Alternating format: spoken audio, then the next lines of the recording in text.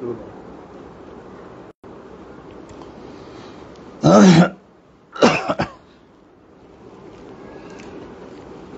عليكم ورحمة الله وبركاته والحمد لله رب العالمين والصلاة والسلام على سيد الأنبياء والمرسلين بسم الله الرحمن الرحيم كتاب الغسل وقول الله جل جلاله عما نواله وإن كنتم جنبا فطهروا إلى قوله لعلكم تشكرون وقوله تعالى يا أيها الذين آمنوا إلى قوله عفوا غفورا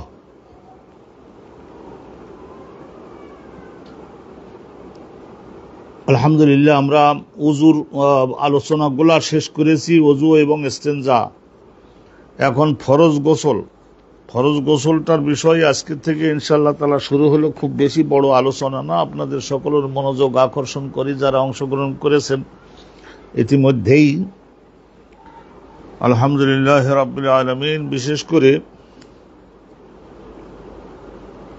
এই সূরা নিসার 43 নম্বরের আয়াতখানা এখানে দুখানি আয়াত আছে এই দুইখানি আয়াত উদ্ধৃত করেছেন হযরত ইমাম বুখারী রাহমাতুল্লাহি আলাইহি করে কিতাবুল গোসল শুরু করেছেন এইটাকেই হেডিং ধরতে হবে ইয়া আইয়ুহাল্লাযিনা আমানু হে জগতের সমস্ত ঈমানদার পুরুষ নারীগণ লা তাকরাবুস সালাতা ওয়া আনতুম সুকারা সাকরান শব্দের ওয়াসন সুকারা সাকরান অর্থ হলো মদ পান করে মদ খেয়ে মাদক দ্রব্য সেটা পান করাও হতে পারে চাবাইয়ে খাওয়ার মতো বর্তমান যুগে হয়েছে চুষে খাওয়ার মতো আছে ইনজেকশন দেওয়ার মাধ্যমেও হতে পারে তাহলে লা তাকরাবুস সালাতা ওয়া আনতুম সুকারা তোমরা এই সালাত নামক ইবাদতে অংশগ্রহণ করতে পারবা না তোমাদের জন্য সালাতে যোগদান করা নিষিদ্ধ হবে যখন তোমরা মদ খেয়ে মাদকাসক্ত থাকো মদ খেয়ে মদ পান করে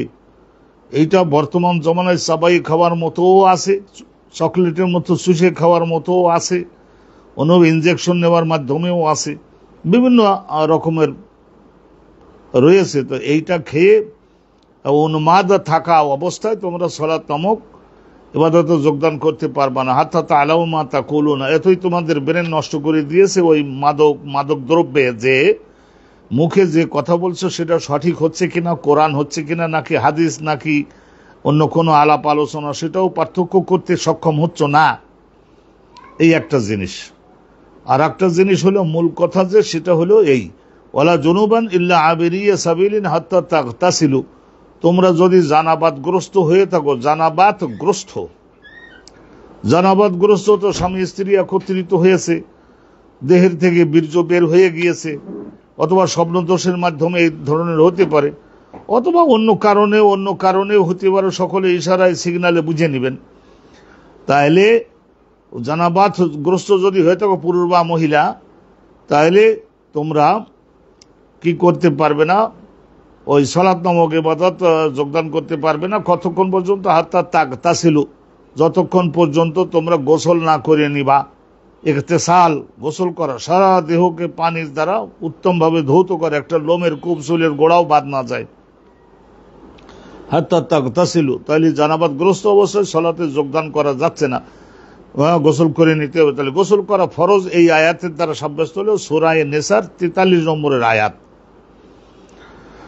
আর এরপরের আয়াতে আল্লাহ পাক রব্বুল আলামিন তায়াম্মুমকেও ফরজ করেছেন তো সেইটার আলোচনা আমরা তায়াম্মুমের চ্যাপ্টারে আলোচনা করব এখান থেকে তো আপনারা বুঝতে পারলেন আমরা অনুভব করতে পারলাম যে এটা আলহামদুলিল্লাহ গুরুত্বপূর্ণ একটা জিনিস তাহলে এই আয়াতখানার দ্বারাই হযরত ইমাম বুখারী তিনি গোসলের আলোচনা শুরু করবার আগে হেডিং দিয়েছেন ওয়াকাউলুল্লাহি তাআলা আল্লাহ পাক রব্বুল আলামিন কোরআন শরীফের আয়াতের মধ্যে বলেছেন যে গোসল করা ফরজ কোরআন শরীফের দ্বারা সাব্যস্ত শুধু হাদিসের দ্বারা না সূরা নিসার 43 নম্বরের আয়াত ওয়াইন কুনতুম জুনুবান তোমরা যদি জানাবাতে যুক্ত হয়ে গিয়ে থাকো ফাত্তাহারু তাইলে তোমরা সকলে উত্তমভাবে পবিত্রতা অর্জন করো তার মানে তোমাদের উপরে গোসল করা ফরজ হবে গোসল করলে উত্তমভাবে পবিত্র তোমরা হয়ে যেতে পারবা ইলা কাউলি লাআল্লাকুম তাশকুরুন এখানে লাআল্লাকুম তাশকুরুন এটা সূরা মায়েদার মধ্যে আরেকখানা আয়াত আছে ওই গোসল ফরজ এই মর্ম বহনকারী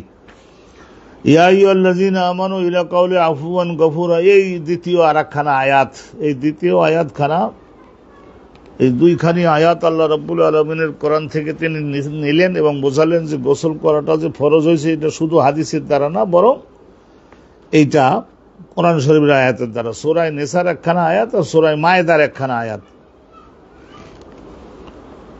তো আলহামদুলিল্লাহ আমরা এখন এই আয়াতের ভিত্তিতে ব্যাখ্যা হিসাবে রাসূলুল্লাহ আর পক্ষ থেকে আল্লাহ কোরআন শরীফ বলেন লিতুবাইয়িনা লিন-নাসি মা নুজিলা ইলাইহিম, মানব জাতির জন্য মূলনীতি আকারে সংক্ষিপ্ত বানাবার জন্য, যে সংক্ষিপ্তভাবে যে কোরআন শরীফ নাজিল করা হয়েছে, আপনি হে নবী আমার পক্ষ থেকে মানব জাতির জন্য বয়ান, বয়ান মানে মুফাসসির, তাফসীরকারী, ব্যাখ্যা আপনি দিয়ে দেবেন। রাসূলুল্লাহ ব্যাখ্যা দিয়েছেন তিন ভাবে। এক তো হলো বক্তব্যের সাহায্যে, হাদিসে কাউলি, আর এক হলো আমলের সাহায্যে, হাদিসে আমলি, আর এক হলো তাকরীরের সাহায্যে। আর একজন সাহাবীর একটা বক্তব্য রাসূলুল্লাহ শুনলেন এবং তার একটা কর্ম দেখলেন, কথাটারও প্রতিবাদ করলেন না এবং কাজটারও প্রতিবাদ করলেন না। বুঝে নিতে হবে যে আল্লাহর আইনে ওই সাহাবীর এই কথাটা, ওই কাজটা শুদ্ধ আছে, তো সেটাও রাসূলুল্লাহরই হাদিস। হাদিসে কওলি, হাদিসে আমলি, ফেইলি, হাদিসে তাকরীরি, এই তিন ভাবে হাদিস হতে পারে। তাহলে এখন আমরা শুনছি আলহামদুলিল্লাহ ফরজ গোসল, যে ফরজ তা জানলাম, কিন্তু আল ওযু ক্বাবলাল গোসলে, এখন গোসল ফরজ হয়েছে, গোসল তো করবেই, কিন্তু তার আগে উযু যদি কেউ করে না তো সেটা মুস্তাহাব। মুস্তাহাব এই কবজি আগে ধুয়ে নেওয়া, তারপরে পরিষ্কার ময়লা মুক্ত দুই হাতের সাহায্যে পানি নিয়ে কুলি করে গাল পরিষ্কার করা, মেসওয়াক করা, নাকের মধ্যে পানি দিয়ে দিয়ে নাক পরিষ্কার করা, এই তিনটা ওযুর মধ্যে ছিল না, এই তিনটা করা। তারপরে মুখমণ্ডল ধৌত করা, তার কোনো সব দুই হাত মাথা মুছে, তারপরে পা হয়তো শেষে ধোবে। তো আলহামদুলিল্লাহ এই ওযুটা আগে করে নেওয়া এটা মুস্তাহাব, এটা সুন্নাত। আল ওযু ক্বাবলাল গোসলে, গোসল তো করতেই হবে, গোটা দেহ ধৌত করা সেটা তো করতেই হবে। এখন গোসলের আলোচনা আসতেছে, কিন্তু আগেটা ওযু করে নিতে পারলে ভালো হয়। হাদাসানা আব্দুল্লাহ ইবনে ইউসুফ, মনোযোগ দেবেন, হাদাসানা আব্দুল্লাহ ইবনে ইউসুফ ক্বালা আখবারনা মালিকুন আন হিশাম আন আবিহি, হিশামের বাপের নাম যে উরওয়া, এটা জগতের সবাই জানে, জগতের সবাই মানে এইটা বাজারের একজন লোকের জিজ্ঞাসা করলে বলতে পারবে হিশামের বাপের নাম কি উরওয়া, যে এটা যারা হাদিস পড়ে, হাদিস পড়ায় তারা জানবে, আলেম ওলামা। আর উরওয়া ইনি যে হযরতে আসমার মেয়ে, আসমার ছেলে, আয়েশার ভাগ্নে, এটাও সবাই জানে। তো অর্থাৎ উরওয়া রিওয়ায়াত করছেন আয়েশা থেকে। আয়েশা কেটা? রাসূলুল্লাহর স্ত্রী। আর এটা আপনারা জেনে রাখবেন, জাওজুন শব্দটা দ্ব্যর্থবোধক শব্দ, এটা স্বামীকেও বোঝায় স্ত্রীকেও বোঝায়। জাওজুন নবী, নবী পাকের স্ত্রী। জাওজুন নবী মানে রাসূলুল্লাহর স্বামী না, রাসূলুল্লাহর স্ত্রী, যুগল।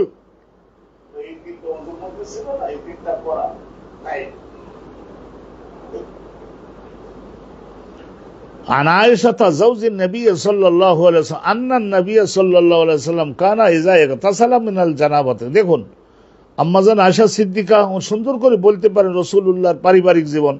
আন্না নবী, নিশ্চয় নবী করিম সাল্লাল্লাহু আলাইহি ওয়াসাল্লাম, কানা ইযা ইগতাসালা মিনাল জানাবাতে, জানাবাতের গোসল যখন রাসূলুল্লাহ করতেন, জানাবাত নিশ্চয় স্বামী স্ত্রী একত্রিত হয়েছেন, শরীর থেকে শক্তি নির্গত হয়েছে, অতএব এখন গোটা শরীর ধৌত করা ফরজ হয়ে গিয়েছে।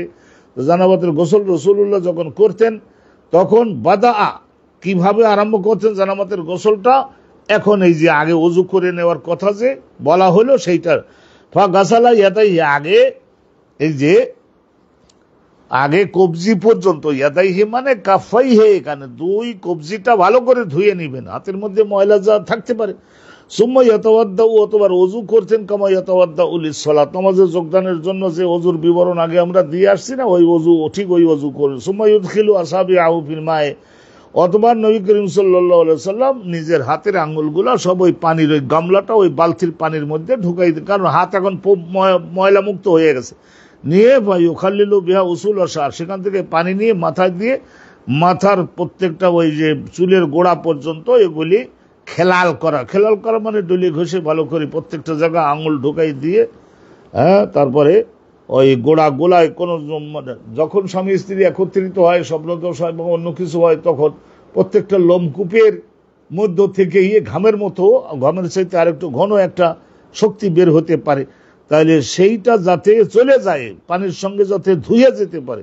ফায়ুখাল্লিলু, খাল্লালা ইউখাল্লিলু তাকলিল, মানে কোন একটা জিনিসের মধ্যে আঙ্গুলের প্রবেশ করিয়ে দেওয়া, ওই আঙ্গুলগুলিকে 10টা আঙ্গুল প্রবেশ করিয়ে দিয়ে পানি দিয়ে তারপরে যদি ঘষতে লাগে, তার চুলের গোড়ায় যে সমস্ত ময়লা আছে সেগুলি উঠে চলে যাওয়া ছাড়া তাদের আর কোনো গন্তব্য থাকবে।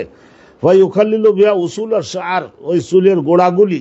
সুম্মা ইয়াসুব্বু, অতবার কি করতেন নবী পাক সাল্লাল্লাহু আলাইহি সাল্লাম, মাথাটার চুলের গোড়াগুলো ভালো করে 2-3 বার পানি দিয়ে করে নিয়ে সুম্মা ইয়াসুব্বু আলা রাসিহি, তারপরে মাথার উপরে আবার পানি ঢেলে দিতেন, সালাসা গোরাফ, 3 বার, বেয়াদিহি বেয়াদাইহি।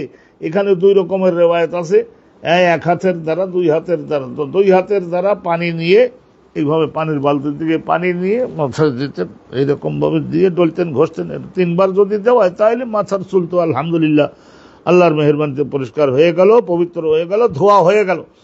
তারপরেও আরো দেখুন, সুম্মা ইউফিদুল মা আলা জাসাদিহি কুল্লিহি, অতবার রাসূলুল্লাহ সাল্লাল্লাহু আলাইহি ওয়াসাল্লাম প্রবাহিত করে দিতেন আল মা, পানি নিয়ে, যেমন একটা বাটি টাটি যদি থাকে তাহলে পানি নিতেন, দেহের মধ্যে পানি ঢেলে দিতেন, আলাল জেল দিয়ে করলে গোটা শরীরের সামনের পেছনের বগল অন্যান্য সব জায়গায় পানি আলহামদুলিল্লাহ ধুয়ে চলে গেল, নিচে চলে গেল। তাহলে দেখা গেল এখানে ইমাম বুখারী রাহমাতুল্লাহ হুজুর উনি ফরজ গোসল করবার আগে যদি ওযু করে নিতে পারেন, সুন্নাত মোতাবেক আমল হয়।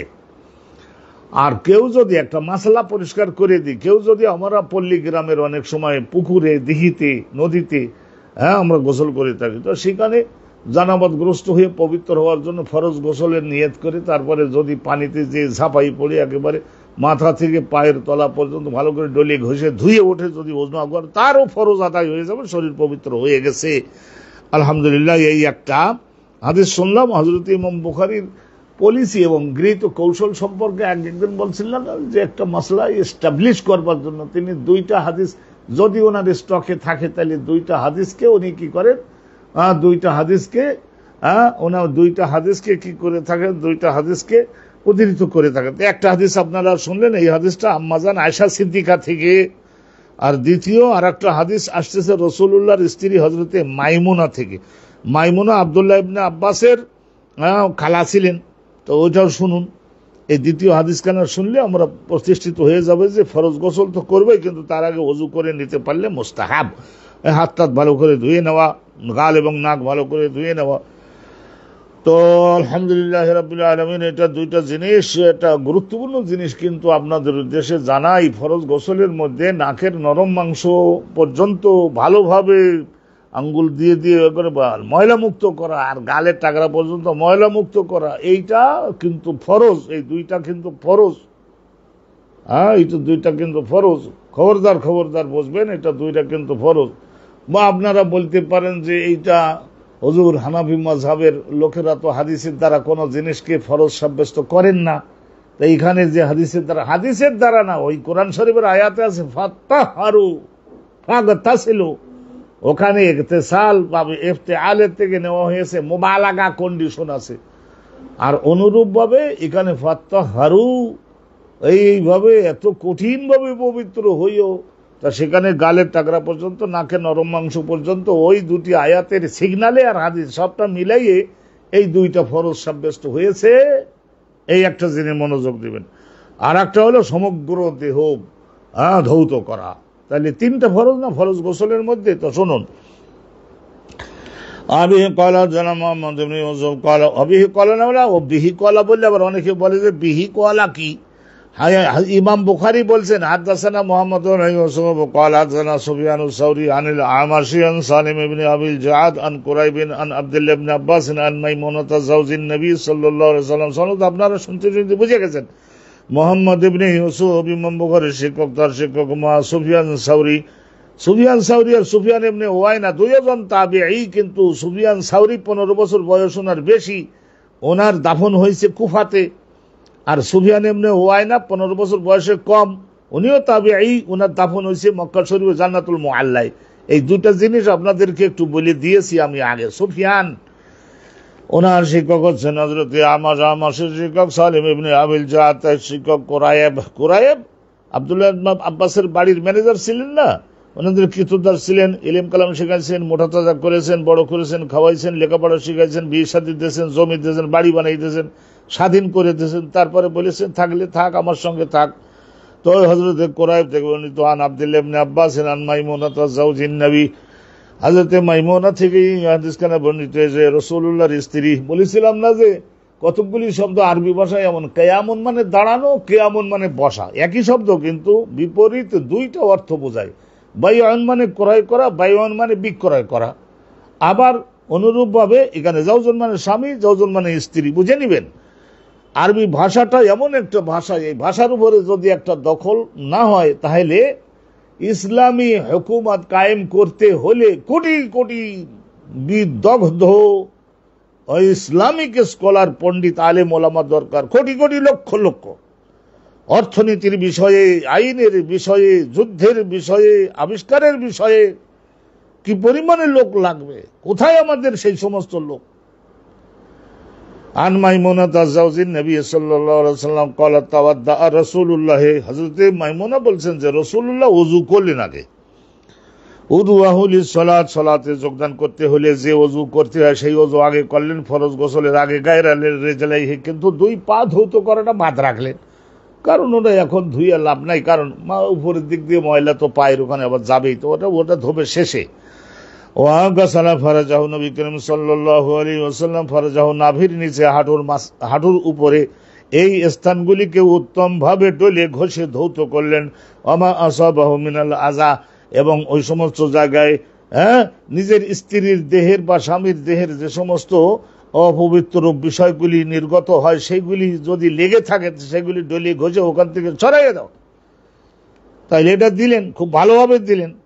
সুম্মা আফাদা আলাইহিল মা, অথবা নিজেই নিজে প্রবাহিত করলেন, হাতের সাহায্যে বা বাটির সাহায্যে পানি ঢেলে দিতে লাগলেন গোটা দেহের উপরে। সুম্মা নাহা রিজলাইহি, অথবা নবী করিম সাল্লাল্লাহু আলাইহি ওয়াসাল্লাম নাহা রিজলাইহি, নাহা ইউনাহি, অর্থাৎ সরিয়ে নিলেন, যেখানে দাঁড়িয়ে ওই সমস্ত শরীর ধৌত করছিলেন সেই ময়লাযুক্ত পানি তো নিচে আছে, পা দোকানা ওখান থেকে সরিয়ে দূরে নিয়ে গেলেন।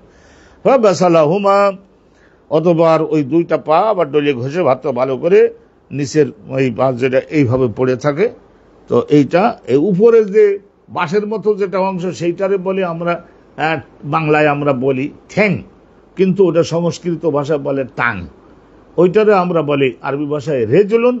আর নিচের ওইটা যেটা এইভাবে পাতাই দেই আমরা, এটাকে বলা হয় কাদাম। আরবি ভাষাটাও একটু ভালো করেছে। গাসালাহুমা হাজিহি গুসলুহু মিনাল জানাবাতে, হযরতে মাইমুনা রাদিয়াল্লাহু তাআলা আনহা নবী করিম সাল্লাল্লাহু আলাইহি ওয়াসাল্লামের ফরজ গোসল একসঙ্গেই তো করতেন আর শিখতেন কিভাবে ফরজ গোসল করতে হয়। নবী রাসূল গণের তিনি হচ্ছেন দলপতি, বুঝে নেবেন। তাহলে গোসল, ফরজ গোসল তো করবই, কিন্তু তার আগে ওযু করে নেওয়াটা এটা মুস্তাহাব এবং সুন্নাত। যদি কেউ করেন বিরাট সওয়াব পাবেন, আর যদি না করেন তাহলে তো গেলই। তো দুখানি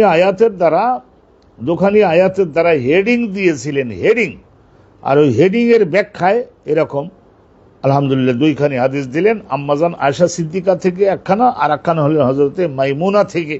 নবী করিম সাল্লাল্লাহু আলাইহি ওয়াসাল্লামের কয়েকজন স্ত্রীর নাম বলুন। এরা যদি জিজ্ঞাসা করে নবীর মহাব্বত কতটুকু আছে আপনার, বলে না না না না আমি কিছু জানি না। কিছু জানেন না তো, জগতের বিষয় তো জানেন, টাকা কড়ি কিভাবে কামাই করতে হবে, কিভাবে ঘুষটা আদায় করতে হবে, কিভাবে সুদটা বুঝে নিতে হবে, এগুলি সবই জানেন, কিন্তু আল্লাহর বিষয়ে শুধু কইলেন ন্যাকামো করি আমরা। আল্লাহ রাব্বুল আলামিন আমাদের হেদায়েত করেন। মুসলমান জাতির ভাগ্যে দুর্গতি যে নেমেছে, ইসলামের প্রতি অবজ্ঞা অবহেলা। তো এই একটা জিনিস আপনাদের উদ্দেশ্যে দিলাম, কিন্তু এখানে ছোট্ট আর একটা বাব আছে। তো সেই বাবটা আলহামদুলিল্লাহ ঠিক আছে, এটা আজকের আলোচনা করলাম না, এটা পরবর্তী লেকচারের মধ্যে। কিন্তু আমরা ওই রাত ঈশার সময় 9টার সময় থেকে শুরু করছি, 9টা থেকে 10টা, 1 ঘন্টা। অনেক সময় দেখা যায় গুরুত্বপূর্ণ আলোচনা হালকা একটু টানতে আমাদের হয়তো 15 মিনিট 10 মিনিট বেশি হয়ে যায়। তা সেইটা আমরা খুব বেশি লম্বা করব না, এইটা আমরা এখন লাইভে দিচ্ছি যাতে করে আপনারা একটু সহজলভ্য হয়ে যান, একটু প্রচারের মাধ্যমে ব্যাপকতর করে দিবেন। আজকের এই পর্যন্তই। ও আখিরু দাওয়ানা আনিল হামদুলিল্লাহি রাব্বিল আলামিন।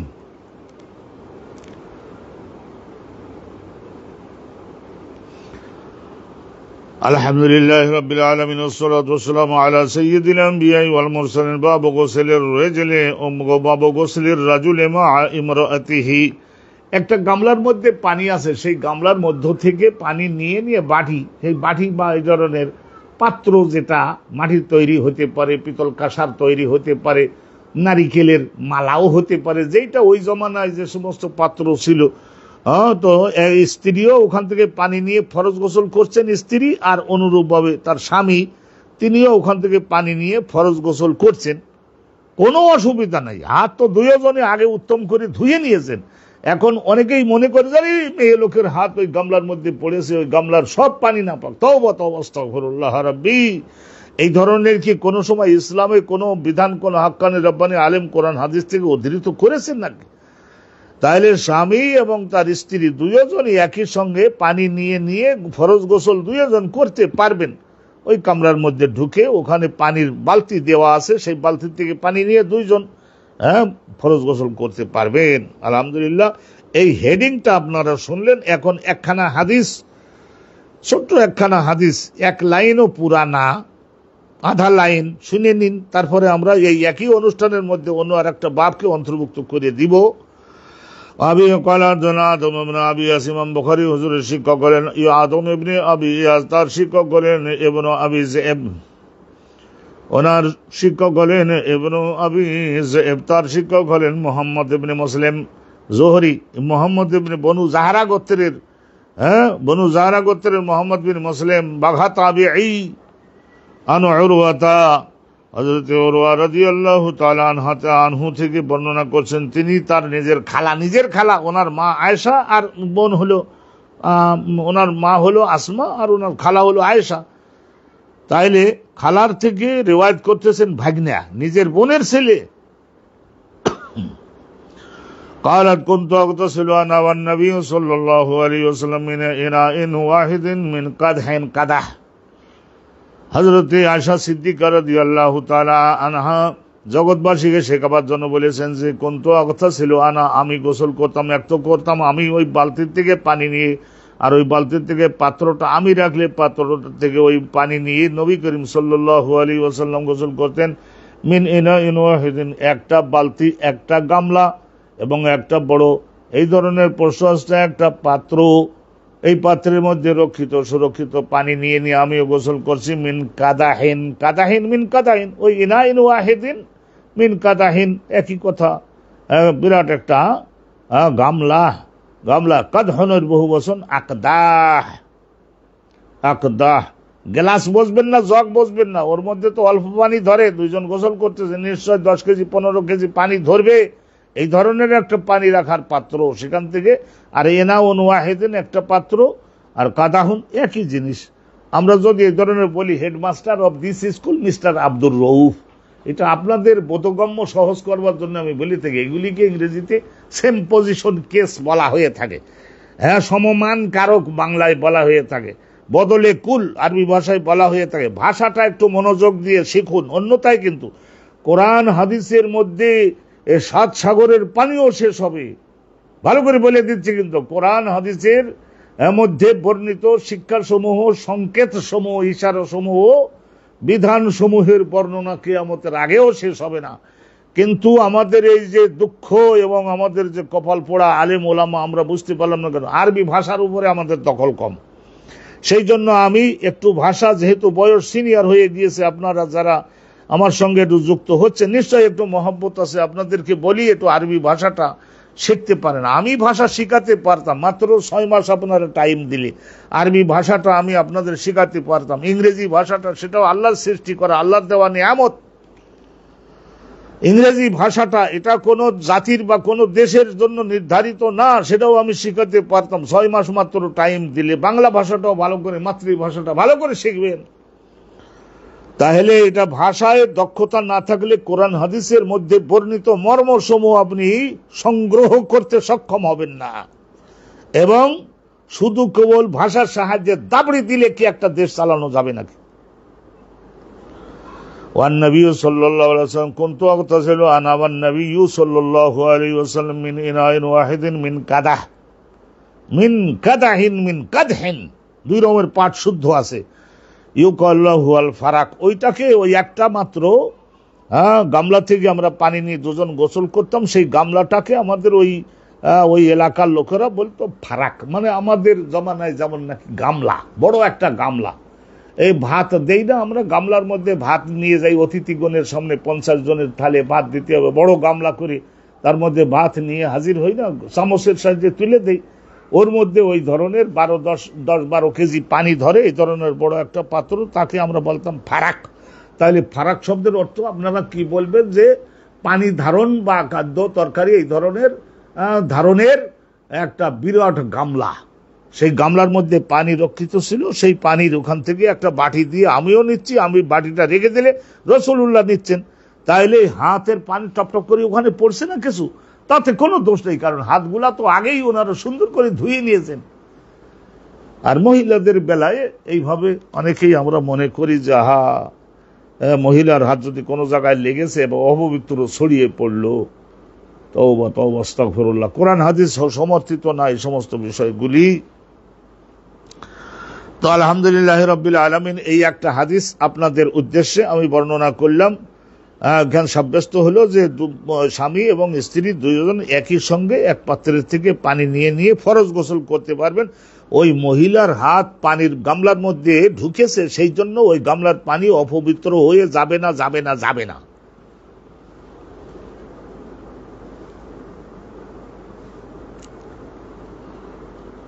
আলহামদুলিল্লাহ রাব্বিল আলামিন ওয়াসসালাতু ওয়াসসালামু আলা রাসূলিল আমিন। আরেকটা বাবও এই অনুষ্ঠানে অন্তর্ভুক্ত করে দিচ্ছি, বাবুল গোসলে বিসা'i ওয়া নাহবি। এখন ফরজ গোসল সুসম্পন্ন করবার জন্য কতটুকু পানি ব্যবহার করা প্রয়োজন বা ফরজ আদায় হবে, কতটুকু পানি দ্বারা গোসল করলে।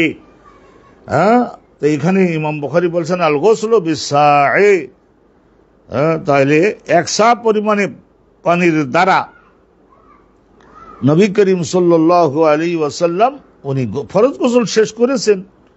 ওয়া নাহবিহি, বাবুল গোসলে বিসা'i ওয়া নাহবিহি, সাউন, এই সায়ের মধ্যে কতটুকু পরিমাণ সেটা বলেছেন যে মনে করেন রতল, রতল, রতল, তো রতল মানে মনে করে দেন এই আপনার পাউন্ড বা কেজি, তাহলে 4 রতল, 4 কেজি থেকে 5 কেজি, 4 কেজি থেকে 5 কেজি পানি দিয়ে নবী করিম সাল্লাল্লাহু আলাইহি ওয়াসাল্লাম ফরজ গোসল সুসম্পন্ন করেছেন। সুবহানাল্লাহি ওয়া বিহামদিহি। মরুভূমির লোকরা, তাদের জন্য কোথায় পাবে অত পানি? আমরা একজন ফরজ গোসল করতে লাগলে তো বলছে বড় চাচা কতটুকু পরিমাণের পানি দিয়ে ফরজ, বলে বাবা ফরজ গোসল ছিল তো সেই জন্য মনখানেক পানির কমে তো আর আমার হয় না, তবে আমি যেদিন একটু গরমের মৌসুম থাকে তো মন 2 পানি দ্বারা ফরজ গোসল শেষ করি, ঢালতেই থাকে, ঢালতেই থাকে, ঢালতে থাকে। এই সমস্ত এই ধরনের চিন্তা চেতনার লোকজনের দ্বারা গঠিত একটা জাতির দুর্ভাগ্যে দুর্ভিক্ষ দেখা দিবে না তো আর কি দেখা দিবে। এদের সমস্ত সম্পদের ব্যবহার এরা কোনো সময়ের জন্য সুসংযত না, আর হিসেবের মধ্যে নাই, আমরা হিসাবের মধ্যে নাই। আল্লাহ পাক রব্বুল আলামিন আমাদেরকে হেদায়েত করুন। আমরা হিসাবের মধ্যে থাকতে চাই না, আমরা হিসাবের মধ্যে থাকতে চাই না।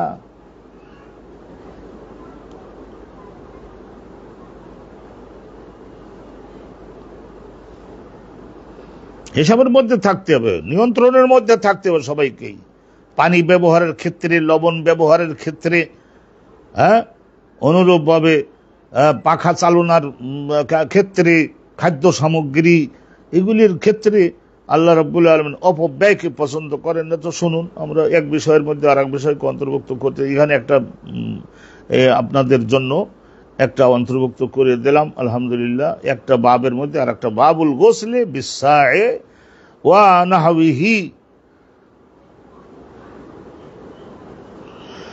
তো শুনুন হাদিস কেনা শুনুন। বিসমিল্লাহির রহমানির রহিম। হাদাসানা আব্দুল্লাহ ইবনে মুহাম্মদ, ইমাম বুখারী হুজুরের শিক্ষক আব্দুল্লাহ ইবনে মুহাম্মদ, তার শিক্ষক আব্দুস সামাদ, তার শিক্ষক শুআবা, তার শিক্ষক হযরত আবু বকর ইবনে হাফস, আবু বকর ইবনে হাফস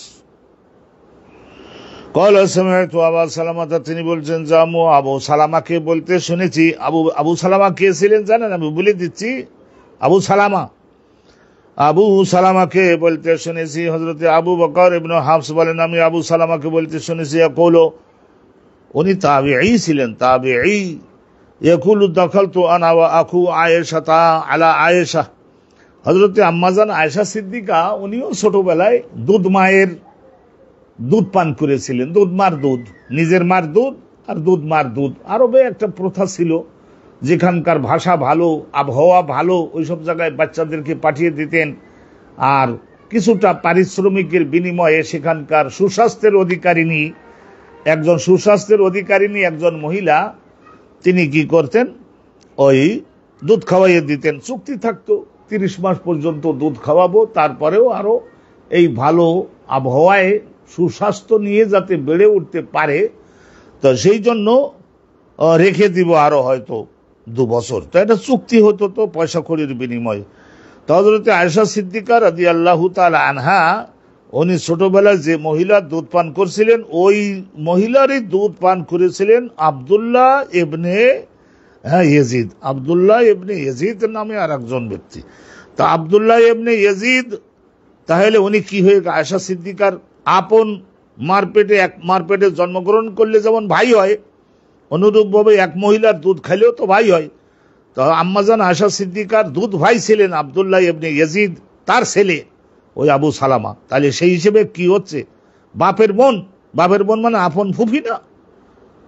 তা আপন ফুফি, আবু সালামার আপন ফুফি আয়েশা সিদ্দিকা ওনার ওখানে গেলেন, আর ওনার ভাই আয়েশা সিদ্দিকা আর ভাই মানে ওই যে আব্দুল্লাহ ইবনে ইয়াজিদ আর আমি, মানে আমি, আমার বাপ আর আমি, আমরা গেলাম আয়েশা সিদ্দিকার বাড়িতে, একটু দাওয়াতে নিলাম, কারণ আপন বোন, দুধ ভাই দুধ বোন, আর সঙ্গে নিয়ে গেছে আমরা পোলাপান একটা নিয়ে যাই না, ছেলে।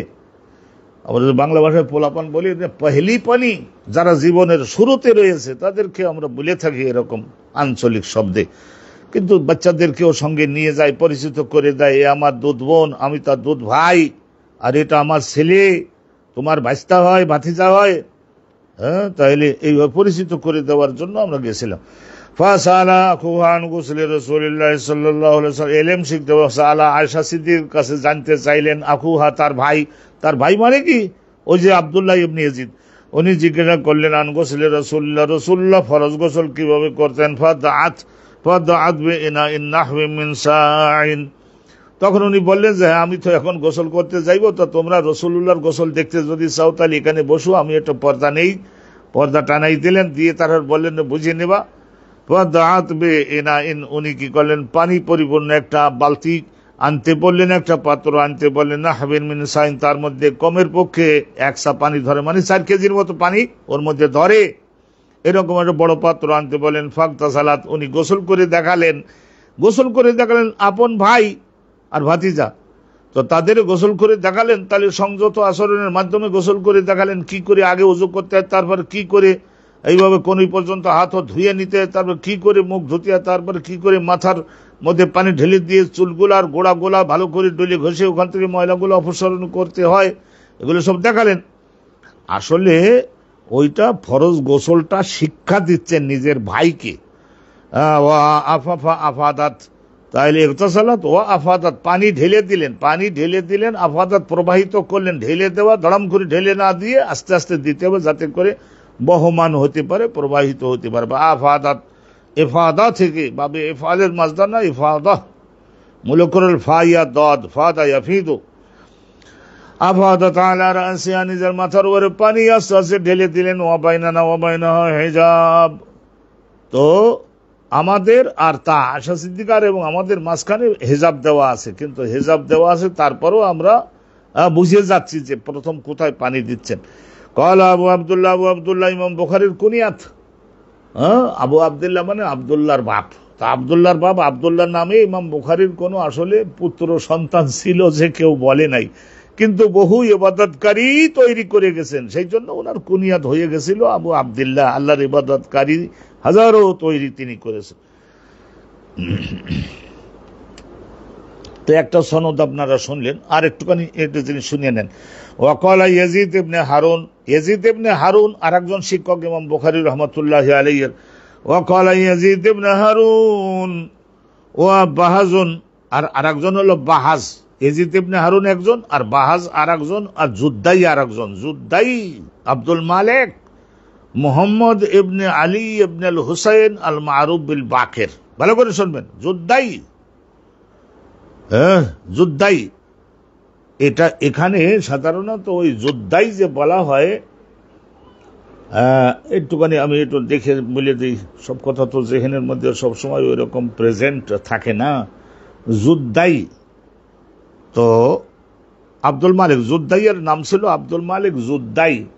তো জুদ্দাই বলা হয় ওই জেদ্দা, এই লোহিত সাগরের পূর্ব পাড়ে যে একটা শহর গড়ে উঠছে না, এই জেদ্দা আমরা বলি।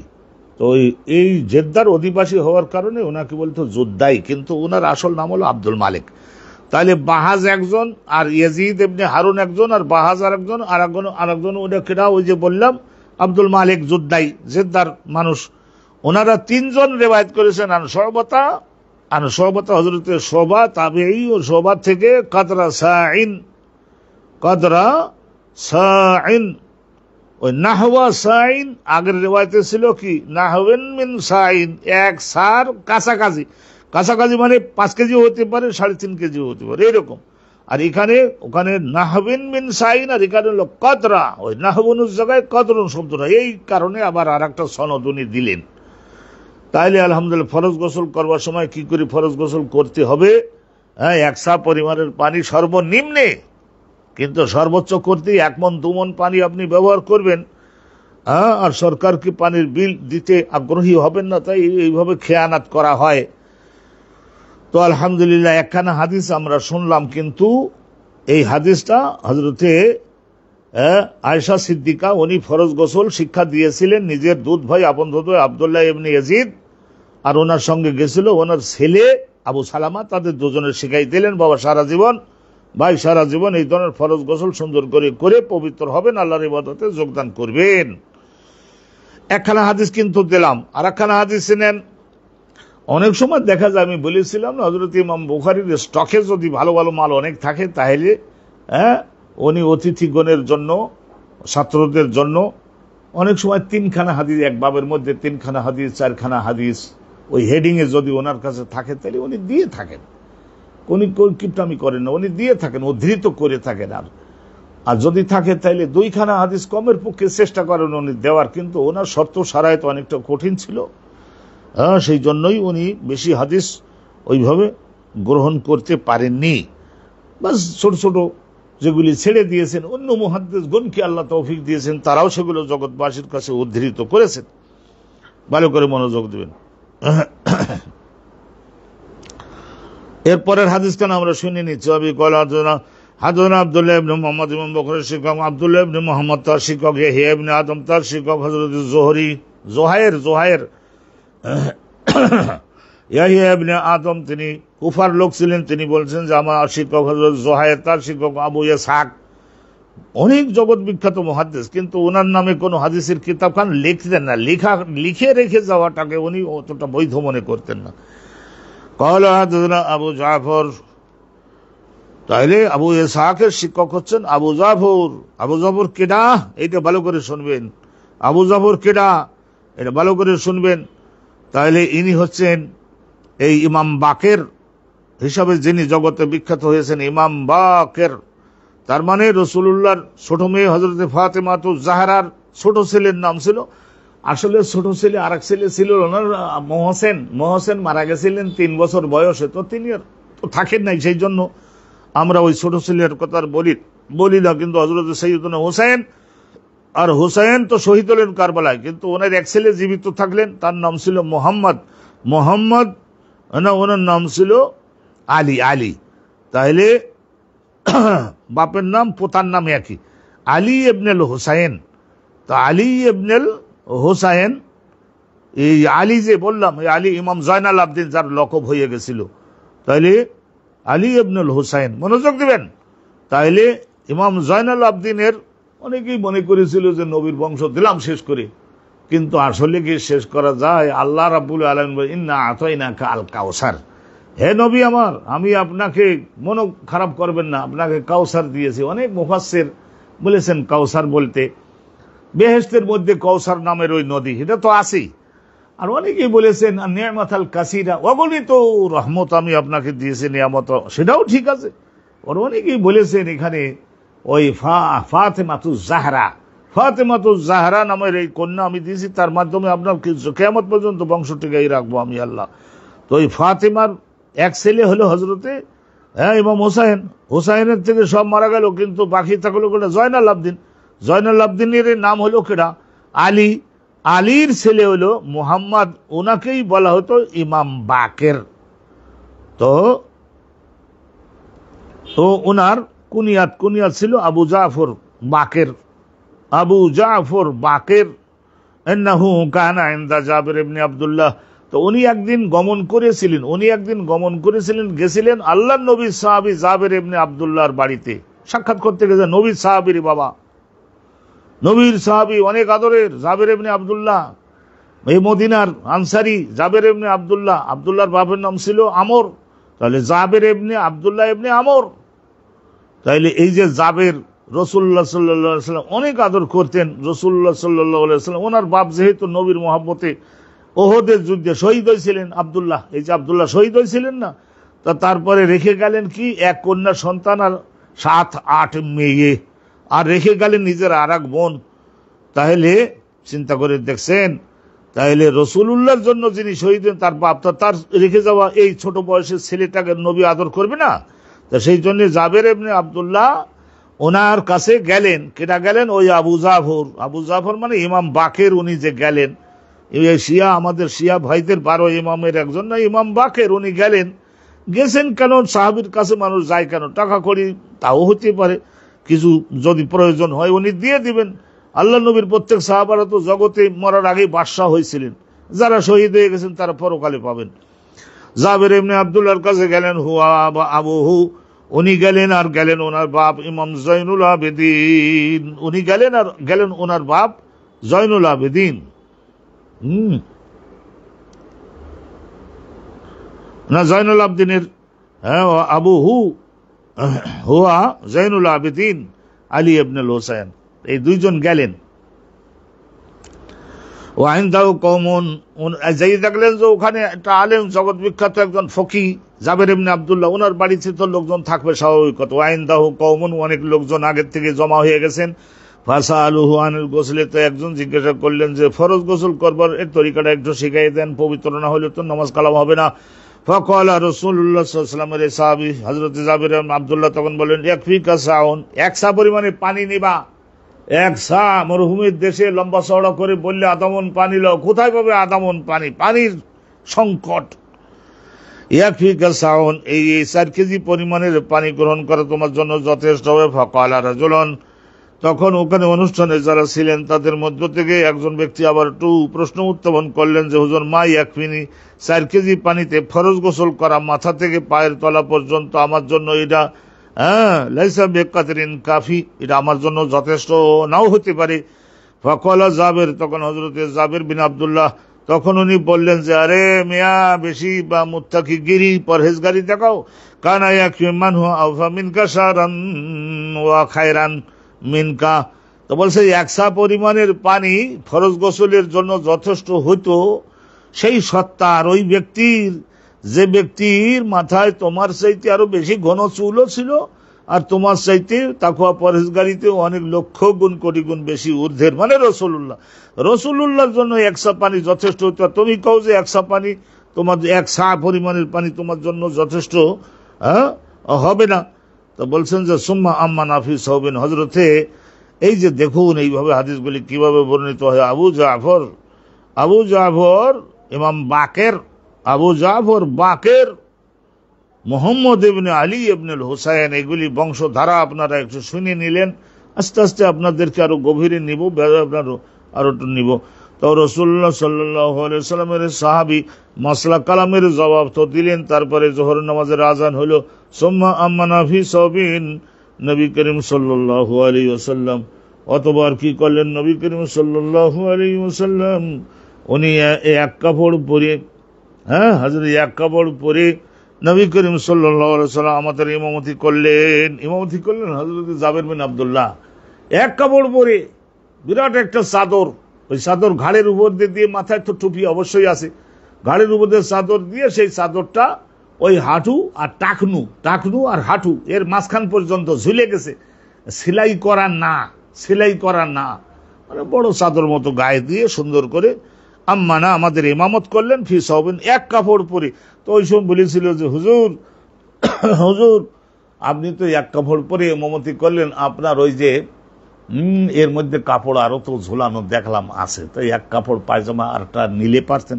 তো উনি বললেন যে তোমার মতো আহাম্মককে বোঝাবার জন্য ইচ্ছা করি আমি এইটা নেই, কারণ রাসূলুল্লাহ সাল্লাল্লাহু আলাইহি ওয়াসাল্লামের জমানায় এই রকম প্রত্যেক সাহাবার দুই কাপড় কোথা থেকে আসতেছিল, সেই জমানাটা যে কি পরিমাণে কঠিন যুগ ছিল সেইটা তোমাদেরকে বুঝাবার জন্যই কাপড় ঝুলানো থাকা সত্ত্বেও আমি ওই কাপড়গুলা নিলাম না, এক কাপড়ে নামাজ পড়ে তোমাদের দেখাচ্ছি।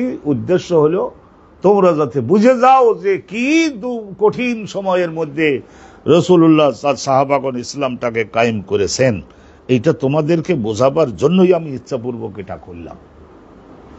তখন সবাই নীরব হয়ে গেলেন, হায় হায়। তো এই একখানা হাদিস আপনারা শুনলেন, এখানেও সাব্যস্ত হইল যে একসা পরিমাণের পানির দ্বারা ফরজ গোসল সাব্যস্ত করা যাবে। আর এই ছোট্ট একখানা হাদিস আছে, এটাও এর মধ্যে অন্তর্ভুক্ত করে দিচ্ছি। আলহামদুলিল্লাহ রাব্বিল আলামিন। মনোযোগ দিবেন, অ্যাটেনশন দিবেন। আবি ক্বালা জানা আবু নুআইম, ইমাম বুখারীর শিক্ষক আবু নুআইম তার শিক্ষক, ইবনে ওয়াইনা সুফিয়ান ইবনে ওয়াইনা তার শিক্ষক, আমর ইবনে দিনার তার শিক্ষক, জাবির ইবনে আব্দুল্লাহ, জাবির ইবনে জায়েদ, এখানে জাবির ইবনে জায়েদ আরেকজন, জাবির ইবনে আব্দুল্লাহ না, জাবির ইবনে জায়েদ আন আব্দুল্লাহ ইবনে আব্বাস আন্না নবী সাল্লাল্লাহু আলাইহি ওয়াসাল্লাম মাইমুনা কানা ইয়াগতাসিলান মিন ইনাইন ওয়াহিদিন। দেখুন, নিশ্চয় নবী করিম সাল্লাল্লাহু আলাইহি ওয়াসাল্লাম আর হযরত মাইমুনা হলো আব্দুল্লাহ ইবনে আব্বাসের আপন খালা, ওনার মা আর মাইমুনা এক মার পেটের দুই বোন। তাহলে একজনকে বিয়ে করেছেন ওনার চাচাই, আর একজনকে বিয়ে করেছেন রাসূলুল্লাহ। তার চাচা ভাতিজা দুজনে মিলে, আরে এটা শরিয়াতে যেটা জায়েজ আছে সেইটা। চাচা বয়সেও তো আব্বাস আর নবী পাক 2 বছরের ছোট বড় ছিলেন, আর আলহামদুলিল্লাহ বিবাহ করলেন এক মহিলার 2 কন্যা। অসুবিধা কি? কোনো অসুবিধা নাই, শরিয়াতে জায়েজ এটা সমস্ত। আলহামদুলিল্লাহ হযরত মাইমুনা আর নবী করিম সাল্লাল্লাহু আলাইহি ওয়াসাল্লাম কানা ইয়াগতাসিলান, গোসল করতেন ওনারা দুইজন মিন ইনাইন ওয়াহিদ, এক বালতি থেকে পানি নিয়ে একটা পাত্র, একবার রাসূলুল্লাহ ওই পাত্রটা নিয়ে পানি নিয়ে মাথায় দিয়ে মাথাটা ডলতে লাগলেন, পাত্রটা তো রেখে দিলেন, ওখান থেকে পাত্রটাকে ব্যবহার করে আবার হযরত মাইমুনা আম্মাজান উনিও পানি নিলেন আর গোসল করলেন। ক্বালা আবু আব্দুল্লাহ ইমাম বুখারী রাহমাতুল্লাহি আলাইহি বলেন, কানা ইবনু ওয়াইনা সুফিয়ান ইবনু ওয়াইনা ইয়াকুলু আখিরান, জীবনের শেষের দিকে এসে সুফিয়ান ইবনে ওয়াইনা উনি বলতেন, আন ইবনে আব্বাস আন মাইমুনাতা ওয়া সাহিহু মা রাওয়া আবু নুআইম যে রিওয়ায়াত করেছেন, উনি আবু নুআইমিন যে রিওয়ায়াত করেছেন ওইটাই বেশি শুদ্ধ। উনি জীবনের শেষের দিকে এসে বলতেন যে আন ইবনে আব্বাসিন আন মাইমুনাতা, এইটা না, আন ইবনে আব্বাসিন আন মাইমুনাতা না, আসলে হলো আব্দুল্লাহ ইবনে আব্বাস নিজে স্বয়ং, ওয়াসহিহু মা রাওয়া আবু নুআইমিন, ওটা সেখানে কি ছিল যে আব্দুল্লাহ ইবনে আব্বাস সরাসরি নবী করিম সাল্লাল্লাহু আলাইহি সাল্লামের গোসল সম্পর্কে বলতেছেন। ওই আবু নুআইম যেটা বলেছেন ওইটাই। হ্যাঁ, আলহামদুলিল্লাহ। আবু নুআইম কি বলেছিলেন যে আন্নান নবিয়্যা ওয়া মাইমুনাতা কানা ইয়াগতাসিলানি মিন ইনাইন ওয়াহিদিন, আর উনি জীবনের শেষের দিকে এসে বলতেন যে আন ইবনে আব্বাসিন আন মাইমুনাতা, এটা তুলনায় ওই সারা জীবন যেটা বলেছেন আবু নুআইমের সনদটা বেশি শুদ্ধ। আলহামদুলিল্লাহ রাব্বিল আলামিন। এখান থেকে আমরা বুঝতেও জানতে সক্ষম হইলাম যে একসা এর কাছাকাছি পানি দিয়ে ফরজ গোসল, সর্বনিম্ন এতটুকু পানি হলে ফরজ গোসল হিসাব করে যদি মাথায় ডলা যায়, আলহামদুলিল্লাহ ফরজ গোসল তার দ্বারা সাব্যস্ত হয়ে যাবে। ওযুর জন্য 1 কেজি পানি, আর এই যে ফরজ গোসলের জন্য যে 4 কেজি পানি। আলহামদুলিল্লাহ, এটা মক্কা মদিনার মতো দেশে যেখানে খাওয়ার জন্য পানি পায় না, কথা বুঝতে পারলেন, যেখানে ইস্তেনজার জন্য কুলুক মানে পাথরের খণ্ড, মাটির খণ্ড, শুকনো পাতা, শুকনো কাপড়, এই সমস্ত ব্যবহার করে তারপরে বলা হয়েছিল, রাসূল বলেছিলেন না ওইখান থেকে ময়লাটাকে দূরীভূত করে ফেলো। নবী করিম সাল্লাল্লাহু আলাইহি ওয়াসাল্লাম খুব কঠিন হতেন না এই বিষয়ে, ইস্তেনজার বিষয়ে। আর হযরত ঈসা পয়গম্বরের ওই যে বারনাবাসের ইনজিল আমি পড়েছি, ওখানে হযরত মুসা পয়গম্বরের তাওরাত, ওল্ড টেস্টামেন্ট, এটা আরবি ভাষায় রয়েছে, মিশরে পাওয়া যায়। ওখানেও আমি পড়েছি, আমি তো আজহার ইউনিভার্সিটিতে ওস্তাদগণের কাছে পড়েছি, ওখানে পড়ছি আলহামদুলিল্লাহ যে আখিরি জামানার নবী এবং তার উম্মত তাদের বৈশিষ্ট্য সমূহ বর্ণনার একটা চ্যাপ্টার আছে। ওখানে বলছেন যে তারা যে জামা পরবেন পুরুষরা সেটা হাঁটু এবং টাকনুর মাঝখান বরাবর হবে, নেসফে শাক জামা পরিধান করা। আরবদের গরমের কারণে এখন মাটি দিয়ে ঘষে নিয়ে যায়, এরকম না। অনুরূপ আমাদের অনেকেই একেবারে ওই টাকনুর নিচে যায়, ওরকম না। টাকনু আর হাঁটু এর মাঝখান বরাবর নেসফে শাক জামা তারা পরিধান করবেন। ওই ঈসা পয়গম্বর মুসা পয়গম্বর বলে গেছেন। আর ইবাদতে জনসংখ্যা বৃদ্ধির জন্য একটা স্থানকে অনেক উঁচুতে বাঁশ কাঠ দিয়ে মিনারা বানাই, তার উপরে উঠে তারপরে একজন হাঁক দিবেন, ডাক দিবেন আল্লাহর নামে, জমা হও সালাতে যোগদান করো। ওই যে মিনারা বানাইয়ে তারপরে, এখনকার জমানায় অবশ্য মাইক হয়েছে, কিন্তু হর্ন দুটা তো মসজিদ থেকে অনেক উঁচুতে দেওয়া হয়, ওই একই উদ্দেশ্য হয়ে গেল। অনুরূপ ভাবে আলহামদুলিল্লাহ। আর ওই জায়গায়ও বর্ণিত আছে যে মাদাখেল মাখারেজ, আখিরি জমানার যিনি নবী হবেন তিনি এবং তার যে তৈরি করা যে ছাত্র শিক্ষক ছাত্রগণ হবেন, তারা সকলে দেহের মধ্যে খাদ্য এবং বাতাস পানি প্রবেশ করে, দুধ ফল প্রবেশ করে, যে গাল দিয়ে নাক দিয়ে মাদাখেল বলে, প্রবেশের দরজা দুইটিকে তারা খুব কঠিনভাবে ময়লা মুক্ত করে রাখবে। আর মাখারেজ মানে ওই দেহের থেকে ময়লা দুটো বের হয়ে যাওয়ার, এই যে পেশাবদার এবং এইভাবে মলদার, তাই এই দুটিকেও ইস্তেঞ্জা পেশাব করবার পরে মলত্যাগের পরে তারা খুব গভীরভাবে কঠিনভাবে উত্তমভাবে ময়লা মুক্ত করে রাখবে। এইটা বর্ণিত আছে ওই এর বিষয়ে। তা সেই জন্যই এগুলির বিষয়ে আপনাদের আমাদেরকে মনোযোগ দিতে হবে। আল্লাহর রসুলের সামনে দাঁড়াবার মতন একটা প্রস্তুতি যদি আপনি নিতে চান, বারাকাল্লাহু লানা ওয়া লাকুম ফিল কুরআনিল আযীম ওয়া ফি সুন্নতি রাসূলিল্লাহ সাল্লাল্লাহু আলাইহি ওয়াসাল্লাম as-সাদিকিল আমিন। এই পর্যন্তই আজকের এই অনুষ্ঠানটা শেষ করলাম। আল্লাহ তাআলা রহমত করুন। আর একটা দাও।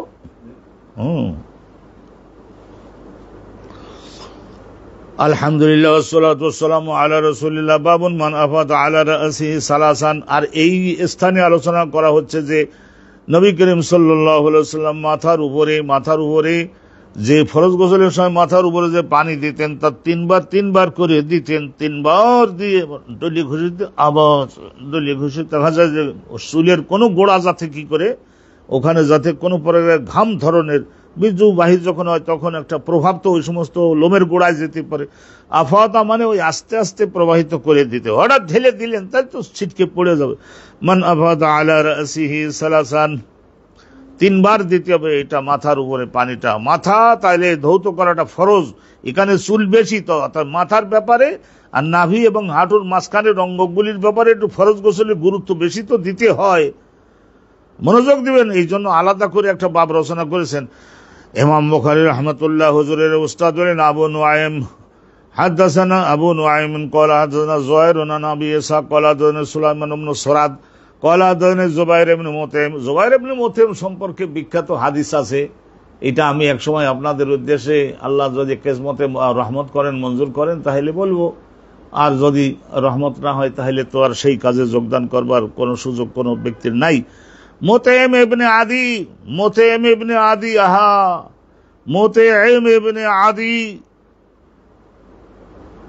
কাফের ছিলেন, কিন্তু রাসূলুল্লাহর জন্য কি উপকার করেছিলেন।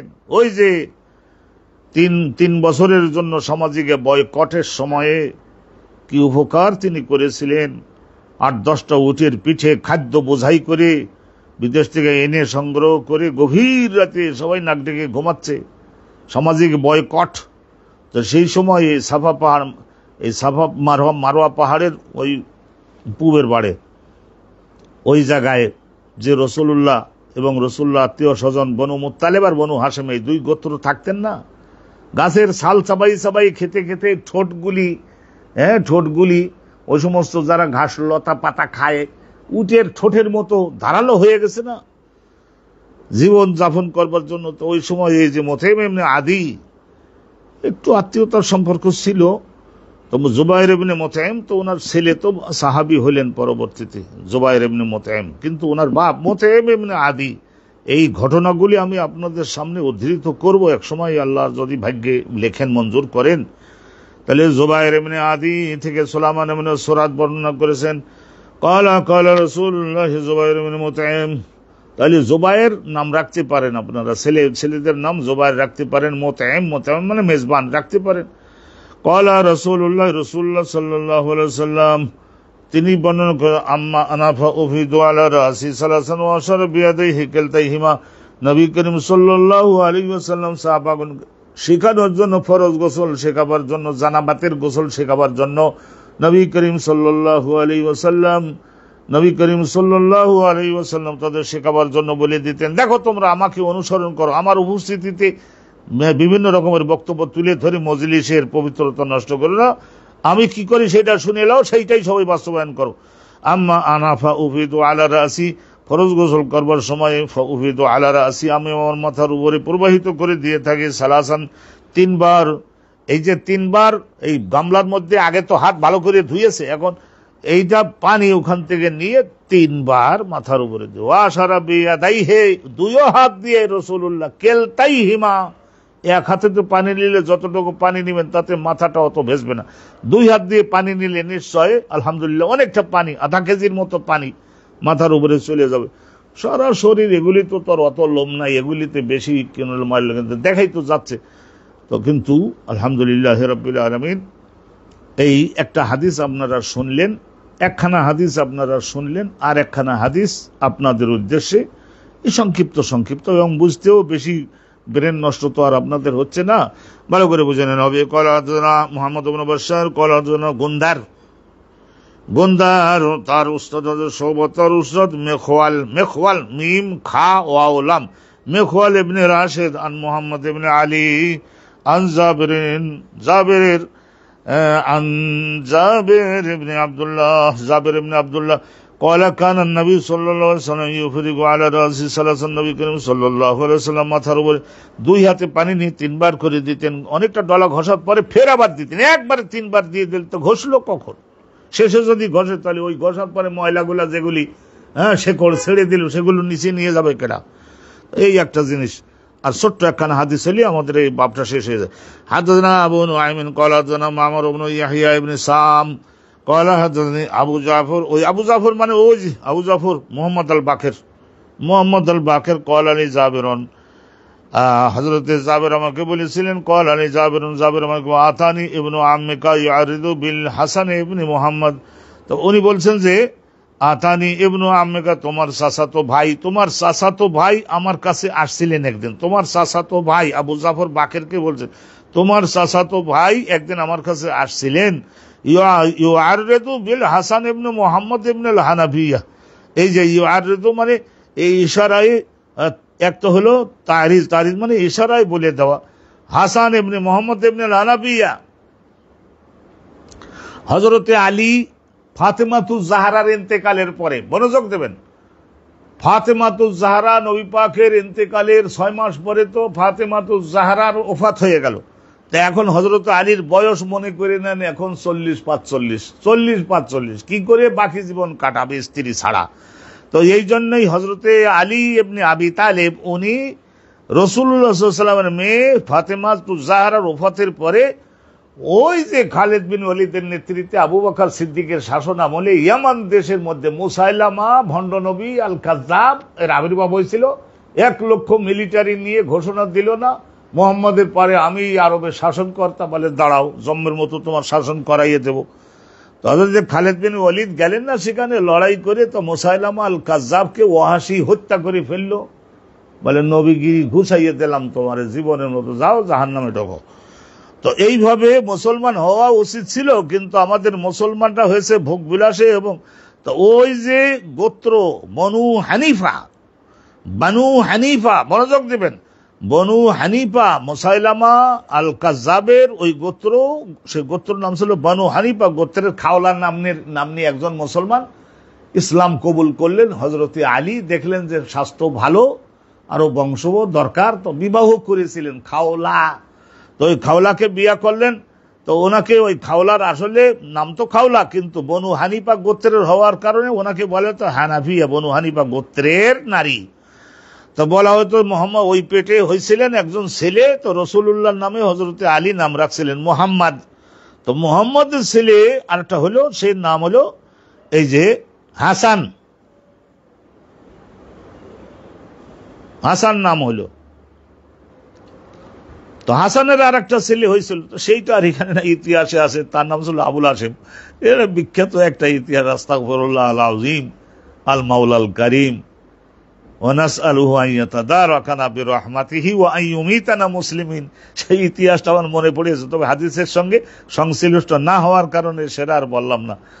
আল্লাহ রহমত করুন মুসলমান জাতিকে, রক্ষা করুন। আতানি ইবনু আম্মিকা ইউআরিদু, এখন তোমার চাচাতো ভাই হাসান ইবনে মুহাম্মদ ইবনে আল হানাফি আমার কাছে আসছিলেন। ক্বালা কাইফাল গোসল মিনাল জানাবাতে, উনি আসি জিজ্ঞাসা করছিলেন ফরজ গোসল কিভাবে করতে হবে শিখাইয়ে দেন। ফাকুলতু, তখন আমি তারে বলেছিলাম কানান নবী সাল্লাল্লাহু আলাইহি ওয়াসাল্লাম ইয়াখুযু সালাসা আকুফ, নবী করিম সাল্লাল্লাহু আলাইহি ওয়াসাল্লাম হাতের একেবারে বালতি দিয়ে না, বিরাট মগ দিয়ে না, দুই হাতের সাহায্যে 3 বার পানি নিতেন। ফায়ুফিদুহা আলা রাসি, মাথার উপরে প্রবাহিত করে দিতেন। সুম্মা ইউফিদু আলা সাইরি জাসাদি, তারপরে পরবর্তীতে মাথা যখন ভালো করে পরিষ্কার করা হয়ে যেত, আলহামদুলিল্লাহ বোঝা গেল যে চুলের গোড়ার সব ময়লা ওখানে পানি লেগে পানির সঙ্গে প্রবাহিত হয়ে নিচে নেমে গেছে, তারা এখন আর মাথা চুলের গোড়াগুলি পরিষ্কার, বুঝতে তো পারা যায়। তারপরে পানি ঢেলে দিতেন আস্তে আস্তে করে আলা জাসাদি, গোটা দেহের মধ্যে, এই পিঠ বুক বগল ইত্যাদি সব জায়গায় পানি। ফকাল লিয়াল হাসান, তখন হাসান একবার বলেছিলেন জাবের ইবনে আব্দুল্লাহর সামনে, ইন্নী রাজুলুন কাসিরু শার, হুজুর আমি একজন এমন পুরুষ যে আমার মাথার চুল একটু বেশি ঘন। ফাকুলতু, আমার জন্য এই 4 কেজি পানি যথেষ্ট হবে না বলে মনে হয়। তখন আমি তাকে বলেছিলাম কানান নবী সাল্লাল্লাহু আলাইহি ওয়াসাল্লাম আকসারু মিনকা শার, রাসূলুল্লাহর মাথার চুল তোমার চেয়ে বেশি ঘন ছিল, 4 কেজি পানিতে ফরজ গোসল তিনি করেছেন। হ্যাঁ, তো অতএব এই 4-5 কেজি পানিতে ফরজ গোসল তিনি করেছেন, আর তুমি তো অবশ্যই তার চাইতে বড় মোল্লাতার হতে পারবে না, তোমার দ্বারা এর মধ্যে, এটার সর্বনিম্ন আরবের লোকদের জন্য আলহামদুলিল্লাহ রাব্বিল আলামিন, আরবের লোকদের জন্য পানি কঠিন মাসলা তো এমন দিতে হবে যেটা বাস্তবায়ন সকলে মিলে করতে পারে। পানিটা বহু দূর থেকে আনতে হতো, সহজলভ্য ছিল না। আমরা যেমন বর্তমান যুগে যারা নগর জীবনের সুবিধা ভোগ করি, একটু টাকা দেওয়ার বিনিময়ে আমাদের সরকার বাহাদুর আমাদের প্রত্যেকেরই এইভাবে সুন্দর পানি শোধন করার মাধ্যমে আমাদের প্রত্যেকের বাড়িতে বাড়িতে পানি, কিন্তু তবুও পানি ব্যবহারের ক্ষেত্রে আমাদেরকে সতর্ক সাবধান হতে হবে, অন্যথায় আখিরাতে ভুগতে হবে, মরতে হবে, শাস্তি পেতে হবে। আলহামদুলিল্লাহ, আজকের এই পর্যন্তই। আসসালামু আলাইকুম ওয়া রাহমাতুল্লাহি ওয়া বারাকাতুহু।